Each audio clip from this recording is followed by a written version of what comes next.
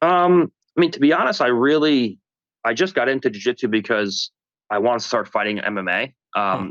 My first introduction to jiu-jitsu was, I was actually watching, I was probably like 8 or 9 years old.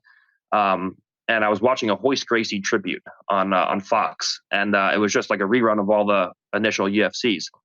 And, I saw Hoist and I was like, man, like that's what I want to do when I get older. But I thought that jiu-jitsu was the best martial art because I watched the Hoist Gracie tribute.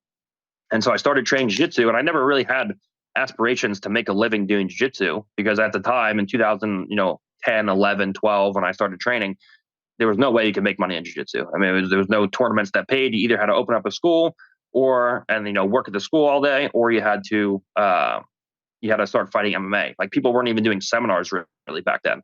Um, so I just started because I wanted to fight MMA, and then I started doing jiu-jitsu and I started making a little bit more money in jiu-jitsu. Like I think the first year in 2016, when I first broke out onto the scene, I think I made like $100,000.